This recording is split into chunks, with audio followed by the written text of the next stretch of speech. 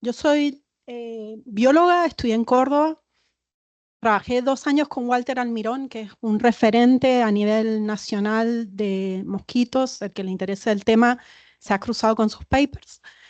Y después me especialicé en biogeografía, en filogenia, en sistemática de un grupo de moscas. Así que les voy a hablar un poco de la historia del mosquito y voy a contradecir a Gabriela. La voy a contradecir muchísimo con el tema del cambio climático. Así que, ¿ustedes saben dónde se originó este mosquito? ¿Alguien tiene idea? ¿Alguien levanta la mano?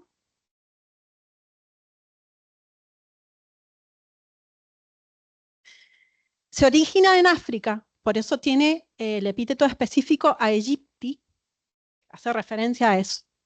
Entonces siempre ha sido un mosquito asociado al hombre, se ha movido con las poblaciones humanas. El registro más antiguo que se conoce del dengue, de las enfermedades que provocaba, están en la China, unos 200 años antes de Cristo. Ya habían manuales de medicina china donde indicaban la presencia de dengue, le llamaban la enfermedad de las aguas sucias, de las aguas demonizadas, porque se daban cuenta que la gente que convivía con aguas sucias cerca de suyo se enfermaba. Entonces, ¿qué pasó? Fueron pasando los años y el hombre blanco tuvo la suerte de descubrir América. Cuando hacen los primeros viajes, 1492 es la fecha oficial, toda esa época, hasta 1500, fueron llegando sobre todo al Caribe, a la costa del Caribe, a Estados Unidos, distintas olas de migraciones que traían Aedes aegypti en el agua potable que traían en los barcos. Entonces, ¿qué es lo que ocurre? Empiezan a haber distintos focos de infección. Estas infecciones, estos brotes de dengue, de fiebre amarilla, no son algo de ahora, no son algo del presente, son cosas que ocurrieron anteriormente. Entonces, hubo brotes, por ejemplo, muy conocidos de dengue, unos muy conocidos, por ejemplo, fue durante la Revolución Haitiana, que favoreció a los colonos africanos, porque ¿qué pasaba? Algunas personas con ascendencia africana habían desarrollado una resistencia natural al virus, ¿no? Entonces, ¿qué pasó? Se murieron todos los franceses en esa revolución, pero no porque los haitianos estuvieron más armados o más preparados o no sé qué, se murieron infectados por esto. Esto lo cuento porque es muy satisfactorio a veces ver cómo los opresores a veces sufren, y en este caso perdieron Haití. Un brote muy importante también fue el de la ciudad de, ¿cómo se llama la ciudad de Estados Unidos, esta que tiene el nombre que significa amistad, la amistad entre los hombres? Filadelfia. Filadelfia hubo un brote tremendo de dengue, también histórico, que es como impensado. Vos decís, bueno, era el año 1800, 1700, un brote de dengue. Sí, efectivamente. Ya trayéndolo más hacia América del Sur, lo que quería contar también es una pregunta que me hacen siempre: ¿de dónde salen los virus? Los virus, voy a contar solamente la historia de la fiebre amarilla y del dengue, que son historias muy simples. El dengue es un virus que está asociado a Aedes aegypti desde siempre porque se originó en selvas tropicales, en los trópicos de África y de Asia, y ahí estaba ya presente este virus. Y en el caso de la fiebre amarilla intervienen otros dos géneros, que son Hemagogus y otro más que no me acuerdo en este momento. Hemagogus son unos mosquitos muy bonitos, son metálicos, brillantes, de colores, y entonces ahí este, ellos también participan en la transmisión de la fiebre amarilla. Entonces, ¿qué pasa? ¿Cómo es la historia? Llegan hasta las costas también de Brasil. Uno de los primeros focos de fiebre amarilla. ¿Por qué se llama fiebre amarilla? Porque produce entericia, o sea, produce la piel amarilla y demás, porque afecta el hígado. Fue en Río de Janeiro. En Río de Janeiro era como, no, es solamente endémico de Río de Janeiro. Y el hecho de que a alguien se le ocurriera, esto es muy interesante, que esto me lo anoté acá, en el año 1889, Finlay, un médico cubano que trabajaba para Estados Unidos, se puso a pensar, bueno, pero ¿cuál es el lazo que hay entre el agua sucia y las personas que están enfermas? O sea, imaginen la ignorancia en ese momento. Y esa persona en un congreso en Estados Unidos fue el que propuso la hipótesis de que el mosquito que se criaba en el agua sucia, era el lazo entre el agua sucia y las personas enfermas. Entonces, ¿qué pasa? Yo tengo anotado acá uno de los primeros brotes que se registran importantes en la ciudad de Buenos Aires, año 1916, que eso sale publicado en los diarios, un brote de dengue. O sea que no es un problema de ahora, este tipo es que la presencia de estas enfermedades relacionadas con vectores. Ahora me voy a venir para Mendoza, que me preguntan siempre, la presencia de Aedes aegypti en Mendoza, ¿se debe al cambio climático? ¿Realmente es la causal? Me dicen, es porque hoy me preguntaron, ¿es verdad que al ser una zona desértica tenemos más chance de tener dengue porque los mosquitos van a ir a los recipientes artificiales porque tienen más sed? Y entonces yo digo, no, el límite histórico de la distribución de Aedes aegypti en la Argentina es la línea imaginaria que une Mendoza con Bahía Blanca. Entonces, ¿qué pasó históricamente? Llegar en 1916 este brote que les digo. Como nuestro país es súper tranquilo y quien decida una pauta que es buena para el general de la población generalmente se respeta. No importa si son de derecha o de izquierda, ¿no? El mosquito arrasó. El dengue se volvió endémico.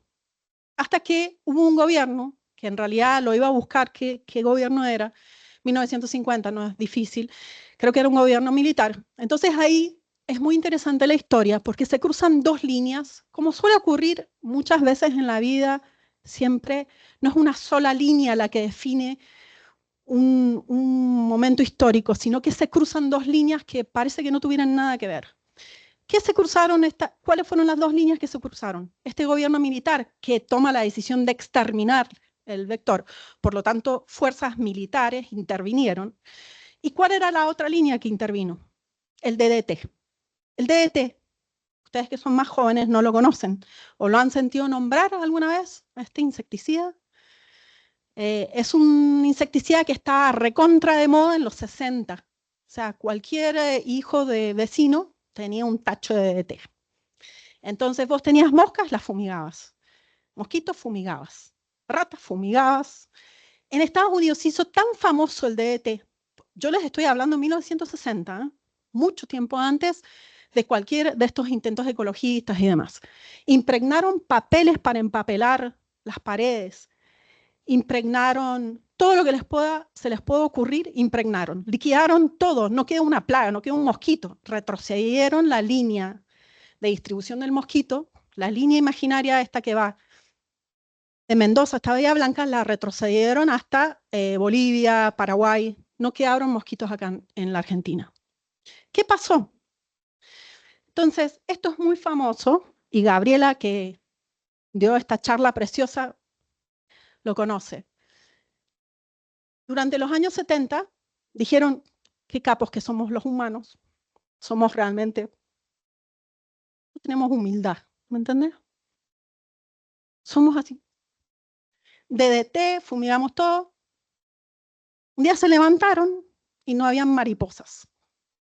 Bueno, no hay mariposas. No hay escarabajos tampoco. No hay moscas, mejor. No hay mosquitos, muchísimo mejor. No hay abejas. Qué cagada. Qué cagada, porque sin abejas, a ver, no polinizamos. Si no polinizamos, no tenemos comida. Y no es que, ay, no voy a tener el zapallo anco. No, a ver, no vas a cosechar trigo, no vas a cosechar maíz, no vas a cosechar nada. Si no tenés polinizadores. Bueno, entonces aparece un libro muy, muy famoso que se llamó Primavera Silenciosa. La Primavera Silenciosa, que no me acuerdo el nombre de la autora. Esta mujer, Carson, ella plantea esto de la Primavera Silenciosa como diciendo, atenti, ustedes que son tan inteligentes, que encima se descubre que el DDT se acumula en la grasa de las personas, yo me toco el poto, se acumula en la grasa, es sumamente cancerígeno, es una cosa espantosa. Entonces ella, Rachel Carson, publica este libro que causó una conmoción en los años 70, justo, Flower Power, los ecologistas, gente convirtiéndose al budismo, haciendo yoga, ¿qué más? Entonces, ¿qué pasó? Hubo un cambio de paradigma en ese momento de decir, no, a ver, y de ahí salieron todos. Si alguna vez alguno de ustedes participó en una clase de agronomía, va a haber escuchado el manejo integrado de plagas, el manejo sustentable de las plagas. A ver, dejen de fumigar y piénsense otra cosa. Entonces, ¿cuáles son los pasos del manejo integrado de plagas? Antes de echar un veneno, ¿por qué no te fijas si te puedes poner una tela mosquitera? Medios mecánicos. Antes de fumigar, ¿por qué no te averiguas si tiene un enemigo natural? ¿Ustedes qué les parece? Si es un bicho africano que vino a América del Sur de mano del hombre. Esto es muy fácil. ¿Va a tener un enemigo natural acá? No. Allá con los chinos, esta vez los chinos no tuvieron la culpa, no sé si se percataron, ¿no? Entonces, los chinos no tuvieron la culpa, pero en la China hay carpas y cosas, esas carpas de colores en el agua. Estoy mintiendo, yo no sé si funciona así, pero el mosquito en África debe tener algún regulador en el ambiente. Peces, siluros, lo que sea en el agua. Uy, mira, estoy hablando fuera del micrófono. Bueno, entonces, ¿cuál es el mensaje de esta parte de mi charla? Que el mosquito originalmente estaba en Mendoza y está bien que esté. Y voy a cortar acá y ustedes se van a quedar pensando, pero esta chica, esta mujer que trabaja ahí en el CRISIT, que es compañera de Ricardo Villalba, ¿realmente está en contra del cambio climático? ¿Qué pregunta? ¿Será? Entonces ahora los voy a dejar con la intriga y les voy a contar cuál fue mi trabajo de tesina. Ay, muchas gracias. En el Precámbrico, hace muchos años, cuando estaba de moda Friends, en el año 97, nosotros, hello. Yo estudiaba en Córdoba, tenía que elegir qué tesina hacer. Una amiga se mete a trabajar con Chagas. Yo, que era más lenta, me pega un empujón y me dice, métete vos con el mosquito de la fiebre amarilla, que está bueno. Me dice, sí, nos vamos a los congresos de enfermedades tropicales infecciosas, nos vamos a África, me decía Mariana. Sí, le digo, qué copado, vamos a cambiar el mundo y vamos a hacer Greta Thunberg. ¿No? Nunca pasó. Y entonces, ¿qué hago? Me meto a trabajar con Aedes aegypti, con Walter Almirón, que me estuvo trabajando así 2 años, estuve criando mosquitos. ¿Qué es lo que encontré en Córdoba? Si tuviera una filmina se los mostraría, pero quiero que se imaginen un gráfico cartesiano. De este lado van a tener el número de huevos y de este lado van a tener un año, ¿no? Entonces, ¿qué es lo que yo encontré? Yo puse ovitrampas semanalmente durante un año e hice correlaciones con variables ambientales tales como la temperatura, la humedad, las precipitaciones. Entonces, en octubre, noviembre empieza a subir la curva, diciembre sube un poco más, enero baja un poco porque hace mucho calor y no llueve tanto, febrero bestial, marzo bestial, abril, mayo se queda ahí como alto y después baja. O decís que sí, lo viste a eso, ¿no? Bueno, ¿qué es lo que determinamos en este estudio? El umbral térmico de desarrollo. Yo puedo decir exactamente que en la ciudad de Córdoba, en el año 97, y guarda con los detalles de los parámetros, yo puedo decir que a los 17 grados hay un umbral térmico de desarrollo, por lo tanto, si la temperatura ambiental media es menor de 17 grados, el mosquito desaparece. Y es así, desaparece hasta el año siguiente, donde se vuelve a cruzar ese umbral de temperatura mayor de 17 grados, vuelve a aparecer el mosquito. ¿Qué otra cosa hice para mi tesina? Examiné sitios de preferencia por sitio de posición, si ovipone más en el sol o en la sombra. Ese fue mi ensayo. Me dio que prefiere oviponer en la sombra. claramente. Y otra cosa que medí, porque tenía una colonia y tenía un hámster. Entonces tenía una jaula gigante con un hámster y agarraba, ¿cómo se dice? De la mosquitera y metía el hámster y lo abrochaba. O sea, no le metía brochas al hámster. Metía el hámster adentro de la jaula. Los mosquitos iban y lo picaban. Y yo decía, esto me va a cargar un karma, esto lo voy a pagar. Entonces lo picaban y yo esperaba que pusieran huevos y después criaba huevos de la misma edad, la misma cohorte, criaba larvas de la misma cohorte y examiné su tiempo de desarrollo larval, el tiempo de desarrollo embrionario, el tiempo de desarrollo larval. Y ustedes me van a decir que embole, ¿me entendés? O sea, esto es un embole, porque esto es re importante, es re importante. ¿Por qué esto es re importante? ¿Por qué es fundamental saber la velocidad con la que se desarrollan las larvas?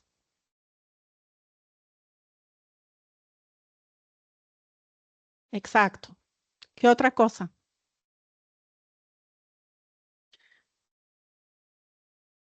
Cuanto menor sea el tiempo de desarrollo larval, si un bicho se desarrolla en 3 días, lo más probable es que en ese momento vos tengas un pico de una explosión poblacional. No es lo mismo que tarden 8 o 10 días en desarrollarse que tarden 3, ¿no? Entonces, todos estos parámetros los medí e hice correlaciones con la temperatura y obviamente a mayor temperatura, mayor velocidad, mayor tasa de desarrollo, tanto embrionario como larval. Lo cual a mí en su momento me resultó infernal, ¿no? Porque pensar eso, que uno descuida un balde y vos decís, yo lo voy a revisar a la semana. Me regalaron flores, es justo el chico que me gusta, poner. No, las flores las voy a dejar, porque es el chico que me gusta, entonces lo voy a dejar. Pero si vos lees mi paper, vos sabés que a los 4 días vas a tener un mosquito adulto. Es re peligroso. Que te regalen un florero con arena, que te regalen bombones. O al vago le decís chocolate. O sea, chocolate y estamos bien. ¿Me van siguiendo? Entonces, voy a volver al cambio climático. Voy a volver al cambio climático. Este trabajo de Córdoba siempre lo he querido replicar acá, en Mendoza, pero bueno, la vida es a veces una vorágine, te lleva puesto, no puedes hacer lo que vos querés muchas veces. Pero ahora sí puedo hacer lo que yo quiero porque estoy vieja, ¿entendés? Entonces, no me pueden decir que no. Y me he asociado con una gente, por ejemplo, el doctor Gamarra Luques del INBECU, que está haciendo unos ensayos con plantas nativas para ver si puede lograr un repelente para rayos UV, no sé qué, para el mosquito, y vamos a hacer ensayos larvicidas. Y me he asociado con una doctora superlativa, que es la doctora Erika Correas Cantalube, que ella tiene puestos sensores en toda la ciudad, sensores de calor, ¿no? Entonces ella tiene un trabajo espectacular donde ella tiene medido las islas de calor dentro de la ciudad de Mendoza. Nos cruzamos en un parque, yo la quería invitar a ella a participar de nuestro proyecto, me la cruzo y le digo, he estado pensando que tal vez los focos de dengue que se dieron en la ciudad de Mendoza el año pasado se deben a los focos de calor que vos pescas con tus estudios, y me dice, yo he estado pensando lo mismo que vos y estaba pensando en dónde puedo conseguir una entomóloga. Entonces le digo, yo soy tu entomóloga y ella me va a prestar estas cosas. Como dijo Gabriela, una cosa súper importante es esto, es hacer algo. A ver, hagamos algo. El que quiera en esta sala participar de este ensayo es bienvenido. Me contacta a mí, contacta a Erika Cantalube, contacta a Carlos Gamarra Luques porque necesitamos ayuda. Alguien que quiera hacer una tesina, que quiera hacer una pasantía, que quiera el trabajo tedioso de levantar trampas semanalmente, lo estoy invitando formalmente a participar de este proyecto, porque resulta que Mendoza está dividido en 6 zonas de calor, en las cuales vamos a poner un sensor en cada uno, y por el diseño experimental parece que van a hacer unas 100 trampas, entonces yo, por ejemplo, voy a colapsar, tengo una lupa, pero bueno, así que hecha la invitación. Ahora voy a contestar si soy negacionista o no del cambio climático. Muy importante.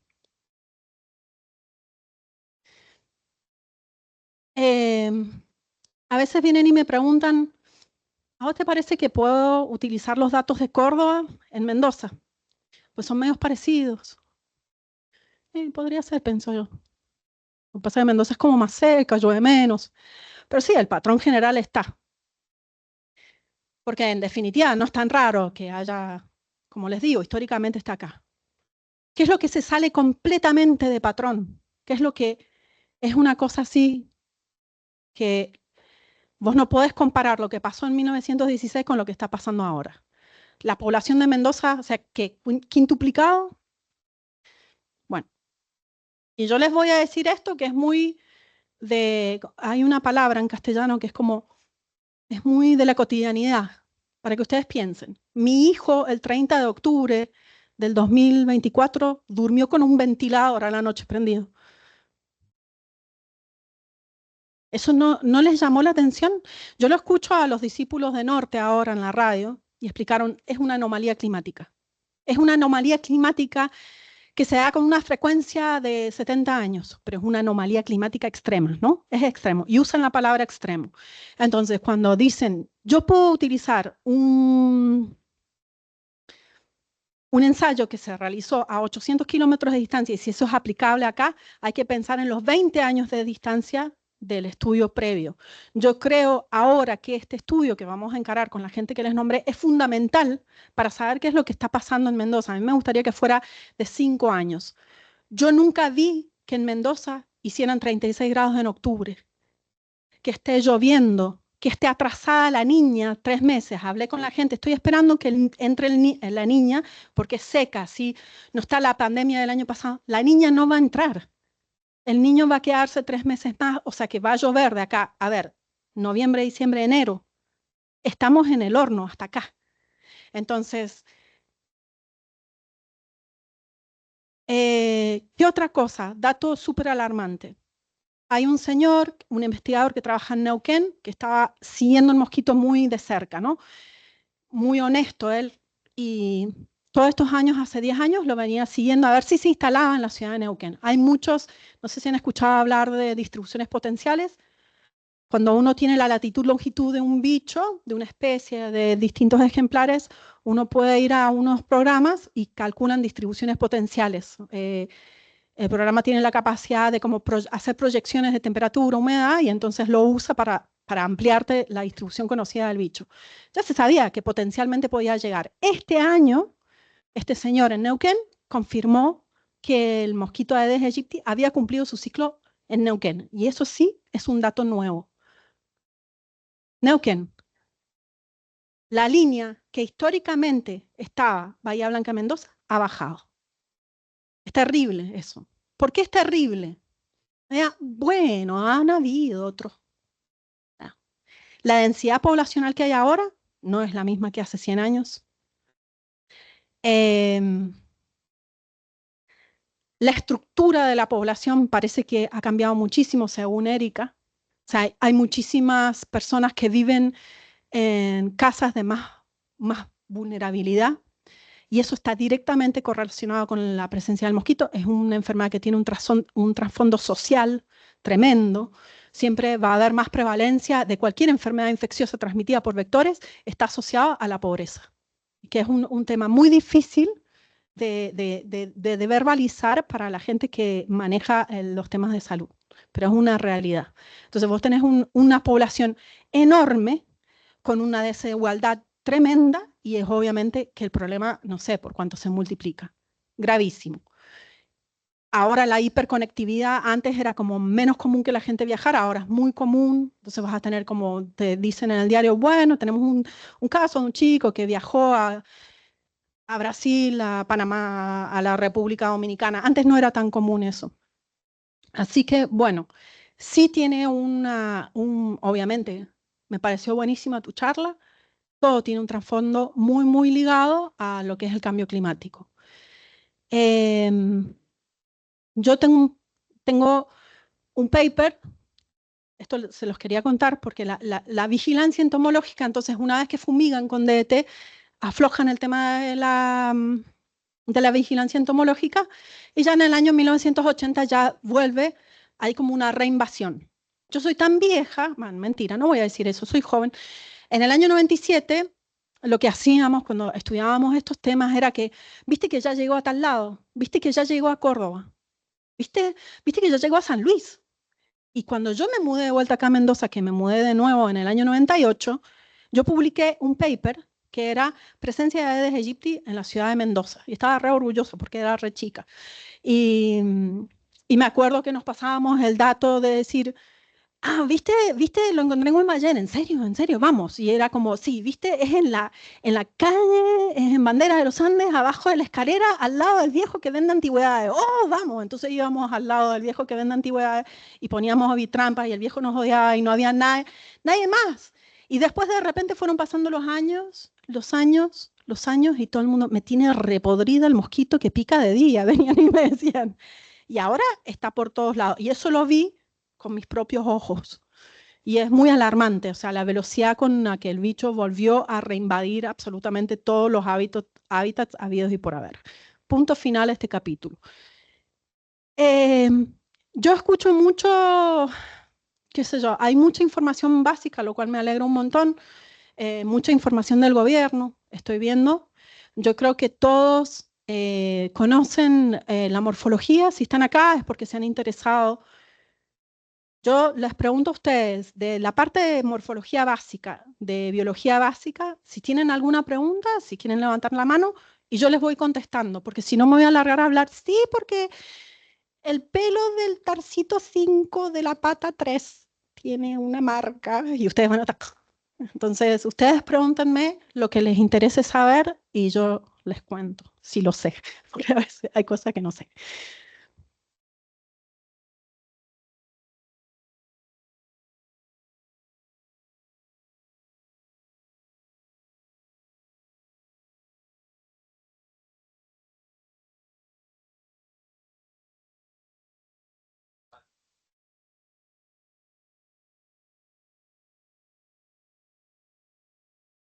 Esa es la intención. Esa es em, claro, han replicado, a ver, sí, si me equivoco, te subís acá y lo explico. Em, hay una problemática que es Ceratitis capitata, que es la mosca del Mediterráneo, que ataca principalmente, ataca fruta de carozo, ¿no? Es un tipo de cultivo que tiene muchísimo valor comercial y entonces, muy inteligentemente, lo que han propuesto, lo que han hecho estos años y que ha sido exitoso, es irradiar a los machos y los vuelven estériles. Entonces, cuando van a parearse con las hembras, producen descendencia estéril. Y eso es un golazo. Vos disminuís la población del vector por un montón. Ahora yo creo, no estoy interiorizada del tema. Estoy hablando sola, me da cosa, me da vergüenza hablar de gente que sabe. Entonces están tratando, yo creo, de replicar ese mismo ensayo con Aedes aegypti, encontrándose con todos porque por ejemplo, lo tienen re detallado, por eso te tiran la bolsita, tienen todas las especificaciones y en el invierno se ofrecen a ir, por ejemplo, a cosecharte todos los cítricos, porque parece que ahí es un refugio, ahí pasan el invierno y les arruinan todos los experimentos, entonces se ofrecen a ir a cosechar todo eso o le enseñan a la gente a incinerar todo lo que sea cítrico. Bueno, y ahora yo creo que están ensayando todo el tema con Aedes aegypti, con estos pormenores, digamos, de que es un vector relativamente nuevo y que la biología debe ser desconocida. Ellos deben estar criando los bichos y se deben estar encontrando con los ciclos. Yo trabajé mucho tiempo con una chica que se llama Cristina Renzi, que es una señora ahora grande, y ella hizo una cartilla agronómica para una polilla, no me acuerdo bien, y entonces es como lo que se usa, como una vos estudiás la dinámica poblacional del bicho para saber dónde tenés que fumigar o dónde tenés que marcarlo, mandarlo. Yo no entiendo por qué están liberando machos estériles ahora cuando no hay, cuando no es aún, digamos, momento de pico.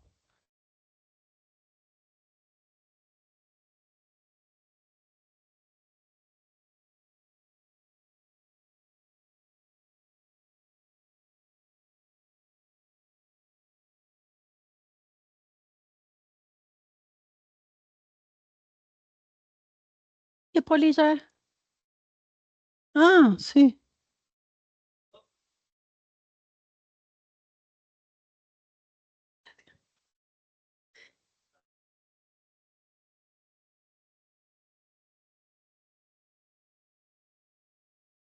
exacto.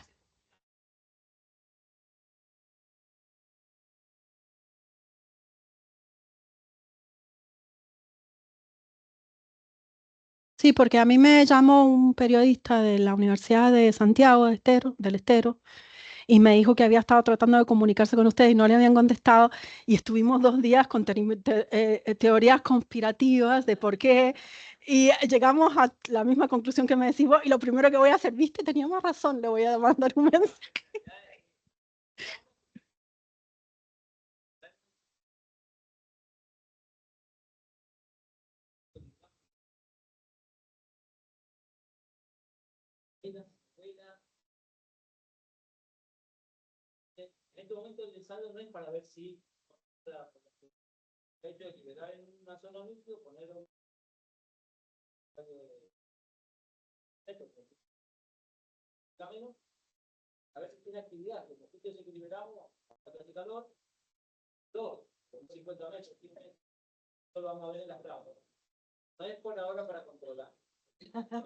Lo que yo me imaginé.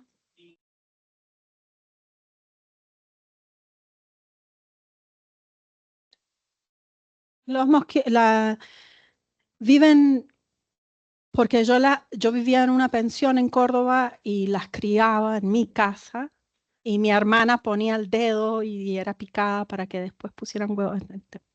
Sí, total. Entonces viven un mes, más o menos. Y lo que,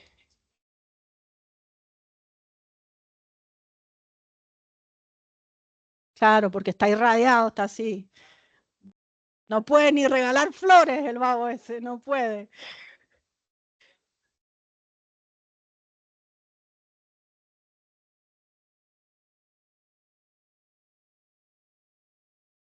¿Vos me pondrías la última diapo de la Gabriela?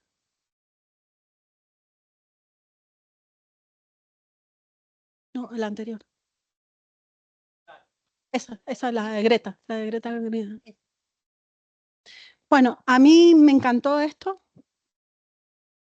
Me pareció, sí,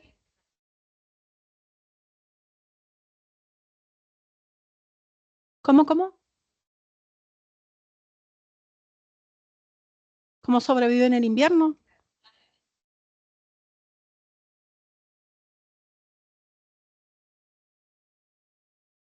Porque los huevos de mosquito tienen un mecanismo que se llama diapausa, que es una especie de hibernación, tiene sus límites. Ese límite delimita su distribución geográfica. Entonces, eh, eh, el otro día leí, no hay nadie de Buenos Aires acá, ¿no? No. Leí en un portal un artículo que publicó un grupo de trabajo de Buenos Aires diciendo, los mosquitos estos son medios tarados y seguro que no se reproducen bien porque les dimos a elegir recipientes con alimentos de distinta calidad, y los muy imbéciles fueron y se eligieron los de menor calidad. Y yo lo leí diciendo, ¿entendés? O sea, es un bicho que se cruzó el Atlántico desde África, invadió la China, medio tarado. No, a ver, entonces, ¿qué hace? Tienen todas estas estrategias de supervivencia que tienen sus límites. O sea, si, por ejemplo, no podía invadir Neuquén porque las temperaturas eran demasiado altas. Yo no te estoy hablando de mucha temperatura, te estoy hablando de los grados que mencionó Gabriela en su charla. Es 1 grado, es 2 grados, es 3 grados de temperatura media, y el bicho ya pudo pasar en invierno. Es un invierno, dos demasiado cálidos, y en invierno el bicho ya se te instaló y te hizo estragos durante el verano si llovió. Esa es la respuesta a tu pregunta, la diapausa. Es una especie de... Entonces, ¿qué hacen las hembras? Las hembras tienen... Los machos son los que tienen las antenas plumosas, ¿no?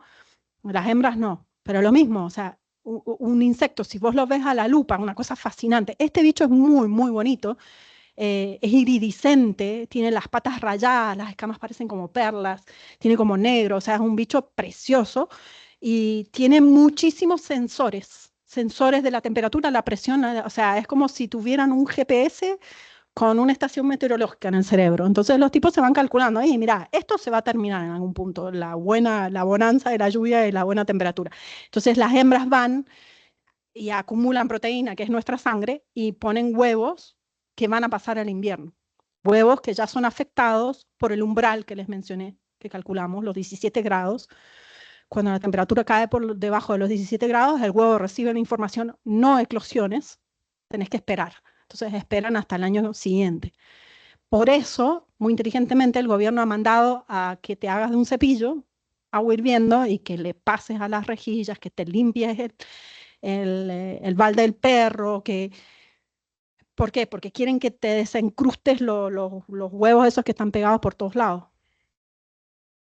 Hay que cepillar y hay que echar agua hirviendo. Una parte de mi charla que se me pifió, lo tenía en la cabeza, cuando yo les hablé de la primavera silenciosa, ¿se acuerdan? Del manejo integrado de plagas, ¿se acuerdan? Bueno, un tercer paso, o sea, yo que les dije, no, bueno, a ver, yo me compré el DDT, estoy recontenta, lo conseguí, no está extinto, lo usaba mi abuelo, así que no pasa nada. Entonces vos tenés el DDT acá. Cuando vos tengas el DDT en la mano, pregúntate, no vas a tener DDT, vas a tener cipermetrina. Tu abuelo te va a mandar a comprar cipermetrina. ¿Me tiene nada? Hacete 3 preguntas. Primera pregunta, tengo una cuestión mecánica que puedo utilizar. La mosquitera la tenés puesta, tenés las puertas cerradas, tenés las ventanas con... Si tu respuesta es que no, anda a hacer eso primero, antes de echar el veneno. 2, si te tenés que preguntar también, ¿tiene un enemigo natural? O sea, ¿puedo hacer algo así como más natural, un pájaro, un murciélago, algo? No. Y después, ya más sofisticado, que eso te voy a preguntar después. Lo que está bajando línea el gobierno nacional, para los que estén interesados en fumigar en su casa, están recomendando el uso de Bacillus thuringiensis. Es una bacteria que produce una toxina que está comprobado que no permite el desarrollo de las larvas. Entonces, si vos tenés perros, gatos, lo que sea, niños chicos en tu casa, lo que te conviene es fumigar con Bacillus thuringiensis. Se abrevia BT. La cepa no me la acuerdo. Israelensis.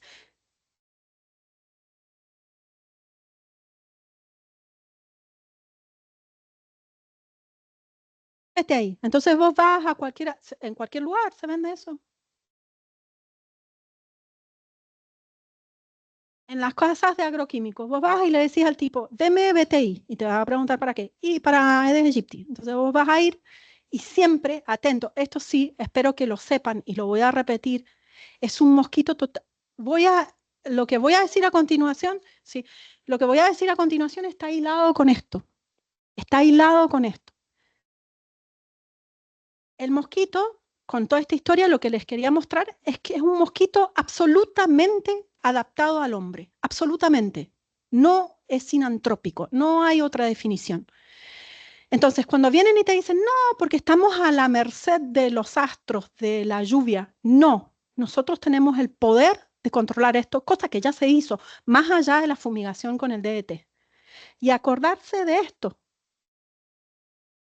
lo que dijo Gabriela, brillante, hay que hacerse cargo. Vos antes de ir y pegar el grito en el cielo y comprarte el coso, anda a revisar tu casa y limpiar, saca todos los cacharros. Prefiere oviponer en lugares, en recipientes artificiales hechos por el hombre. Nunca va a oviponer en el barro, no le gusta, en la arena no le gusta, en la sequía no le gusta, en espacios muy grandes como piletones al sol, ni en pedo pone huevos ahí. ¿Por qué? Porque si esto es el recipiente artificial, es tan inteligente que cuando esto se evapora un poco, él ve la línea del agua y él va a ir a poner huevos sobre esa línea del agua y va a decir, esta señora va a volver a echar agua hasta ahí. Y cuando llega el agua hasta ahí, eclosiona. O sea, que los huevos quedan pegados a esos recipientes artificiales. Sí, quedan esos recipientes. Entonces, por ejemplo, en Tailandia, voy a cerrar con esto, en Tailandia, la fiebre amarilla es endémica. Entonces, si vos vivís en un departamento en Tailandia, han visto eso que está de moda ir a Tailandia, que hay unos rascacielos gigantes, no sé qué, entonces vos vivís ahí, tenés tu departamento y el vecino se dio cuenta que vos desatendiste el florero, llama a la policía y te meten una denuncia. No hay otra. Y esa es la cultura que hay que desarrollar acá. Dejar de pensar, no, lo que pasa es que no, está totalmente en el poder de las personas que habitan las casas. Y otra cosa muy interesante es que tienen un rango de vuelo muy corto. Solo se desplazan 50 metros de donde ellos están. O sea, esa historia de que no, no, es tu casa, es un foco de infección para el vecino es un foco de infección para vos, pero de ahí para de contar. No pueden venir de 1000 kilómetros ni de 100 kilómetros, son 50 metros. Una cuadra son 100 metros. Bueno, entonces a tomar conciencia de esas cosas, ¿sí?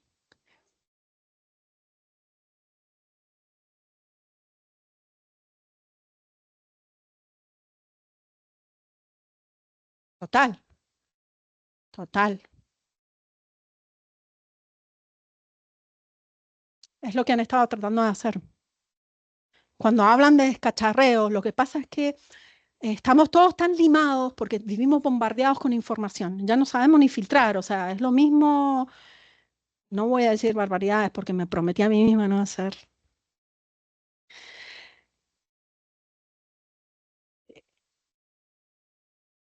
Es lo mismo decir cualquier burrada, cualquier cosa. Solo esto me voy a permitir, por favor. Hablar de vaselina y niños es lo mismo que hablar de descacharreo, ¿me entendés? Y no hay filtro. No hay filtro. Y no es lo mismo. No es lo mismo. Entonces, ustedes que son jóvenes, hoy escuchaban en la radio la importancia de enseñarle a las personas como ustedes, que son capos con la tecnología, fíjate la fuente, fíjate quién lo dijo, fíjate qué investigación hay atrás, fíjate, preguntarte las máximas de Marco Aurelio, ponele, ¿es verdad? ¿Lastimo a alguien? ¿Es necesario? Por lo menos eso, por lo menos poner en práctica eso, ¿no? ¿Es verdad? ¿Es necesario? ¿Lastimo a alguien? Si vos te contestás cualquiera de esas preguntas, mira, negativamente, te quedas callado. No hablas de vaselina y de niños. Vamos, no lo haces.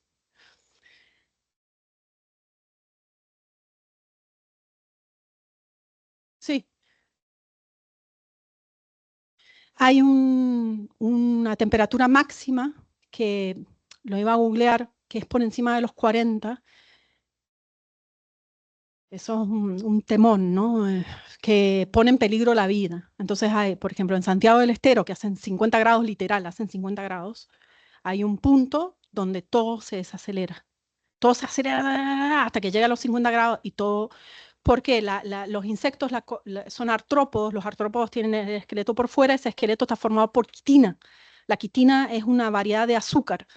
Entonces ya se empieza a desnaturalizar la quitina y ahí no pueden. Sí,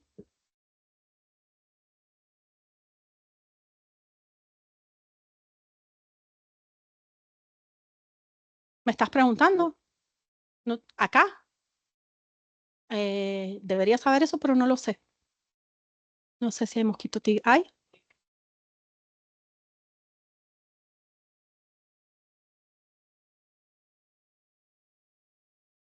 El mosquito tigre es el de la churunguña.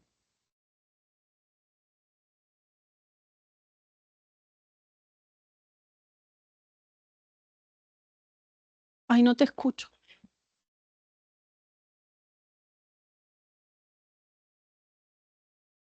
Puede ser. Yo, por ejemplo, mi tesis de doctorado, yo como les digo, quería ir a estudiar a África y salvar el mundo. Entonces me dijeron que en el zoológico de Mendoza habían unas moscas que tenían el mismo parásito de la vinchuca, Trypanosoma crucis, y el parásito se llama Triatoma infestan, bueno, T. crucis, las moscas tenían T. crucis. Y entonces mi director, que lo voy a escrachar, Sergio Roy, lo había determinado. Me dijo, estas moscas son fanias, es un golazo, están lleno de aparato, esta es tu tesis, qué sé yo. Cuando yo aprendí algo, que empecé a identificar fanides, me di cuenta que las moscas no eran el bicho que él había identificado como Fanny, y yo ya había presentado mi plan de tesis. ¿Entendés? Entonces tuve que ir a muestrear el bicho que él se había equivocado y nunca pude estudiar las moscas que tenían el parásito. Por eso te digo, en la naturaleza, por eso los biólogos somos ateos. Porque en la naturaleza puedes llegar a encontrar cualquier cosa. O sea, Aedes albifasciatus, Aedes albopictus, con el virus de la churunguña, qué sé yo, te queda como, ¿por qué? Es porque hay, en la naturaleza es así, es muy brutal. Y estos bichos, al tener tantas generaciones, unas tasas evolutivas tan grandes, unas tasas de reproducción, evolucionan, transportan, se adaptan, se meten, lo que vos te imagines. El chiste ese de por qué los biólogos somos ateos es por eso. La gente que estudia física y estudia matemática cree en Dios porque da un orden en el universo y una belleza en las galaxias y en el orden. En cambio, los biólogos que vivimos en la Tierra, qué sé yo, vos ves de todo, o sea, cosas que vos decís, ¿por qué hacen esto? Y lo hacen. No hay orden, no hay. La naturaleza es muy salvaje. Te contesto tu pregunta muy vagamente, después lo voy a hacer más específicamente. Listo, porque dejo lugar a la próxima que habla. Sí,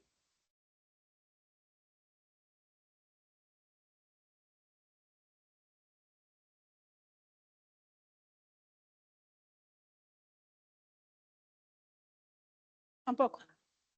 Tampoco. Lo que yo sé,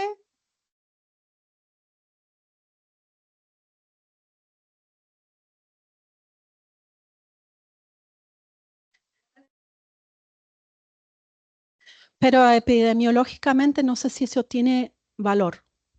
Yo creo que, y esto es un tema de la doctora.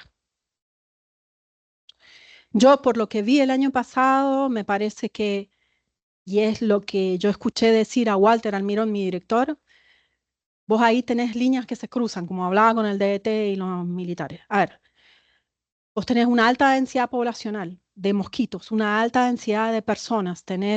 Yo vivo literalmente a la vuelta de la clínica Santa Rosa. Vos tenés 150 personas internadas con dengue. Es como, es un caldo de cultivo. El mosquito que fue y picó a un paciente y pasaron 3 enfermeras de la municipalidad de Guaymallén y me dijeron, sí, señora, este es el foco de infección este año acá. Yo creo que yo no sé nada de epidemiología, pero yo calculo, pero eso lo van a decir los expertos, que el peso de la transmisión vertical no es tan importante como esto. Me fui a Panamá, me infecté de dengue, vuelvo a Mendoza, me pico un mosquito, después va al vecino y se va. Lo que pasa es que la tasa con la que se replican y contagian es tan alta que es como inimaginable para nosotros. Pero imagínate que el año pasado fue brutal los casos, ¿no? Fue un pico. Bueno, chicos, por respeto a la...